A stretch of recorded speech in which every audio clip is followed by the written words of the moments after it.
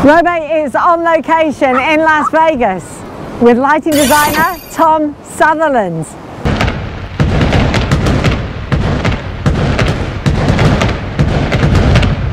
How do you know this location? So this location here is on top of the Formula One paddock building in Las Vegas, as you can see.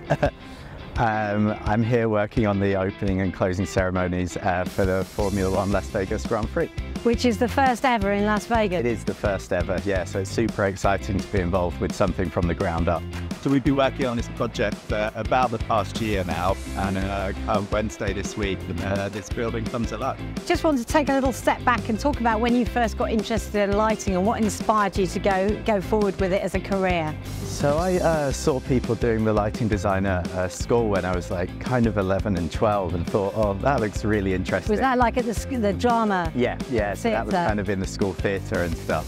So sent different letters to people at the BBC and West End shows in London, and I was lucky enough to get a response from shows like The Lion King, Chicago, and a TV LD called Mark Kenyon was doing a show at the BBC at the time who wrote back to me, and he kind of gave me a lot of my early opportunities in my career. So I would turn up at weekends from the ages of like 12 to 16 and just sit with the programmers and get experience on these kind of TV shows and stuff. You were quite proactive in that, but it's pretty cool at that age to get all those doors open to you. Yeah, I was very lucky, and it was at a kind of stage where lots of people, certainly in television, were leaving staff jobs at the BBC or ITV and going freelance. So there was this kind of transition happening, so they were kind of open to bringing new people up and new people into the industry. So yeah, kind of Mark and the team of people who he worked with were very receptive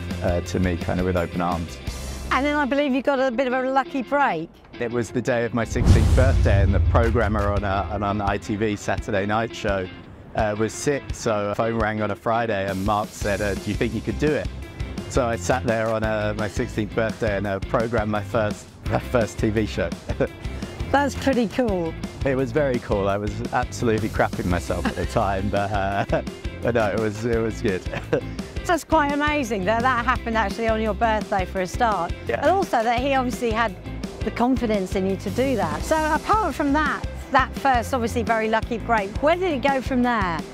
I kind of then started programming more and doing bits of moving light tech work, and was just learning my craft on the job really, and then got the gig as programming kind of Britain's Got Talent and the X Factor, and met the kind of Simon Cowell world there, and met a good friend of mine, Brian Burke, who's a creative director on that show. And then in 2015 there was a show called La Banda in Miami, and so that was the kind of door to America for me. You do a lot of music television as well, don't you? Yeah, a lot of music, a lot of kind of events. I'm lucky enough to kind of have a wide span of what we do really within the broadcast TV sector, plus the touring sectors.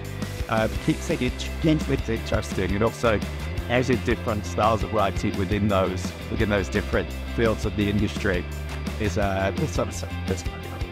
I think what we were doing was just kind of different, and it was on a grand scale, and certainly I was doing quite a bit out in China in the earlier stages of my career, and there I was fortunate enough to have massive budgets and these massive scale shows, so I was kind of turning up to meetings in the US and stuff and showing all of our work there that was on this huge scale, and that led to kind of doors opening for the larger kind of events that we do over here. And then you've also got a reputation, I think, for thinking out of the box a bit and your approach has been quite fresh in TV worlds. Yeah, so I like not to kind of be bound by any rules. I'm fortunate enough to kind of work across different sectors within kind of concert touring, television, events, and I kind of bring different aspects of all of those sectors of our industry into each element of my work, which keeps things fresh and interesting, to say the least.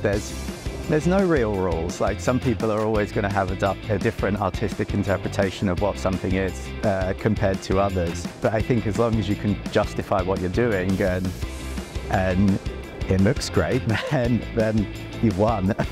Absolutely. Tell me a bit about your design studio, DX7 Design.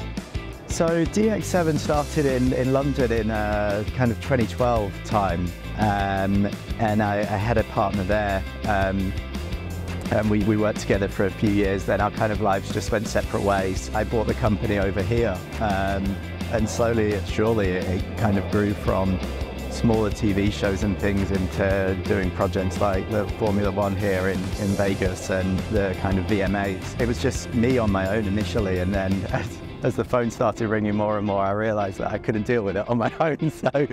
So I was fortunate enough to have a guy called Hunter Selby, who works with me a lot now, send me an email out of the blue, and so he's now full-time on my team, along with Jasmine Lazane, who's a brilliant design associate with us, and James Caldecott, who works with us on the majority of our projects. We produce everything from all of, like, the lighting plans to the renders, right the way through from kind of the idea stage and concept through to execution, as you see here.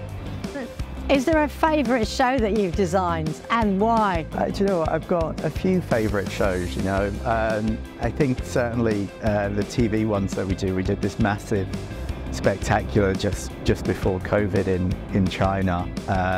That was huge for Hunan TV. The VMAs every year is kind of a great one for me.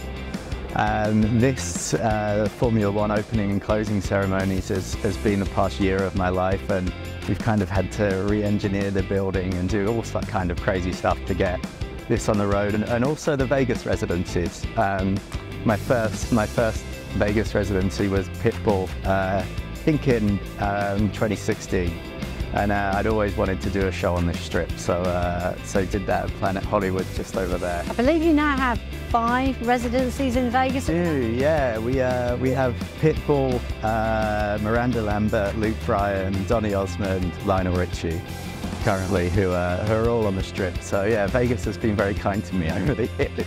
And I'm sure they're all completely different shows. They are completely different shows. Yeah, I love doing the Vegas spectaculars because you don't have to worry about the logistics of touring a show. You can put it in for 3 to 4 weeks and just kind of leave it.